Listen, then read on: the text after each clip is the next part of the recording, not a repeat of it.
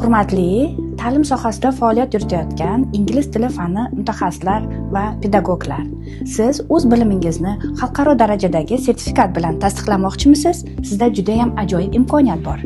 Bilim va malakalarni baholash agentligi ilmiy o'quv amaliy markazi tomonidan Cambridge University Present Assessment tashkiloti bilan hamkorlikda Teaching Knowledge Test, ya'ni TKT xalqaro imtihoni tashkil etiladi. Imtihon sanasi joriy yilning 5-aprel kuni. Ro'yxatda o'tish muddati joriy yilning 28-fevraliga qadar. Teaching Knowledge Test, ya'ni TKT imtihonining har bir moduli uchun atiga 650 ming so'm. TKT sertifikati O'zbekiston Respublikasida rasman tan olinadi hamda xalqaro tan olingan sertifikatlar ro'yxatida mavjud.